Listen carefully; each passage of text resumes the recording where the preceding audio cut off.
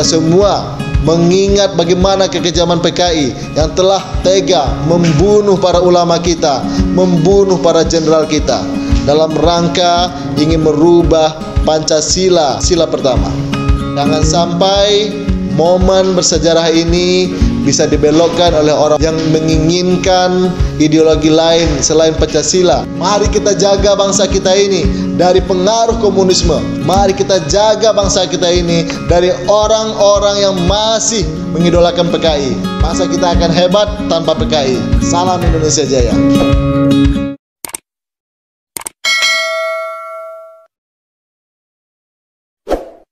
Hai guys, jangan lupa tonton sampai habis agar tidak gagal paham. Remembering the cruelty of the Pki trampling on the Qur'an and harassing female students prior to the G30's Pki on January the 13th to be exact. A date where many shed tears when remembering that event. The Pki terror was the cause, a terror that historical witnesses hope will not be repeated in the future. At which time the cruelty of the Pki in Kanigoro occurred. The living witness Muhammad Ali, 71, who is also one of the victims of the Pki atrocities in Kanigoro, always couldn't hold back tears. He clearly remembers the heartbreaking incident he experienced himself during the mental training event for Indonesian Islamic students PE in Kanigoro. So far, according to Muhammad, the Indonesian people only know about the atrocities of the Indonesian Communist Party (PKI) through the events of the 30th of September PKI movement G30's PKI. However, if you want to trace it again, based on its history, before it happened, G30's PKI, there were many atrocities of the PKI against the Indonesian people, especially Muslims.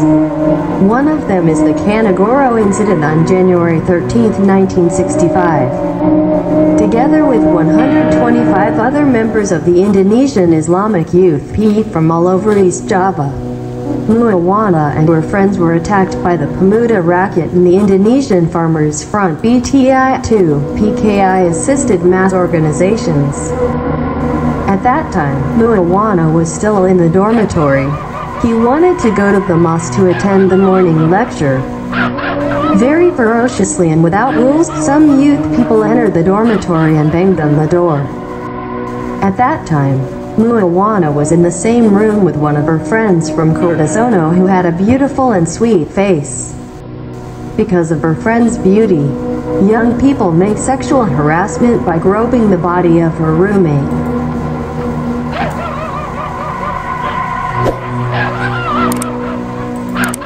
After committing sexual harassment, the PKI masses took him through the Qur'An to be trampled together. We are still in high school, SMA. When you get treatment like that, you must be afraid, he said. In a precarious situation, Muhammad tried to open the window. Seeing outside, there were 4 guards from PE, including Ibrahim Rais, who is now her husband. When he looked outside, there were already several guards from PE. He felt relieved and safe. But unfortunately, after Muhammad took a closer look, the PKI members had all of the guards tied up. In fact, according to Muhammad, PKI members also cursed PE guards with the words, "You Dutch stooge, Mishumi stooge." After being tied up, the youths were led to the mosque and collected. After successfully breaking into the women's dormitory, the PKI mass left Muhammad and her friends in their room. The situation is not much different in the boys' dormitory. There, all the goods and money in the boys' dormitory were also confiscated. I only learned about the chaos in the mosque after 7 o'clock WIB, he recalled as reported by SindanaNews.com. All the PE men were tied up and taken eastward through the middle of the rice fields while being threatened with death if anyone resisted. All the men were taken to the police station. The women were released after some were sexually harassed.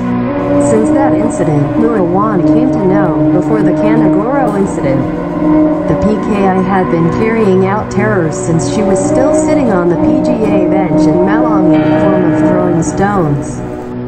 However, at that time, he was still not aware that the throwing of stones was a form of terror from the PKI to Muslims, so that the events of the PKI's atrocities would not be repeated in the future. Muawana hoped that the anti-communist curriculum could be taught in schools. We have hope that later in school, starting from the elementary school level, we will be taught about the dangers of communism, he hoped. Often, Muawana held demonstrations when voices demanded that the government apologize to the PKI. Sounds like that, in Muawana's opinion, can be heard before the 17th of August Independence Day. Even though we are now old, we always hold demonstrations to the government. Don't want to apologize to the PKI, he said.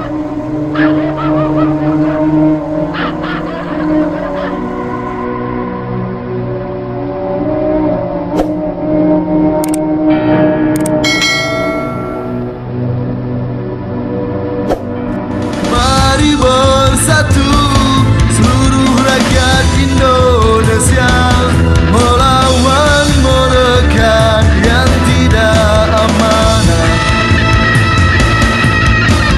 Nasib kita tak akan pernah berubah jika bukan kita yang merubahnya. Mereka tak peduli akan nasib bangsa ini. Mereka sibuk memperkaya diri. Katanya mengabdi, nyatanya menggerogoti. Mereka maling uang rakyat semua.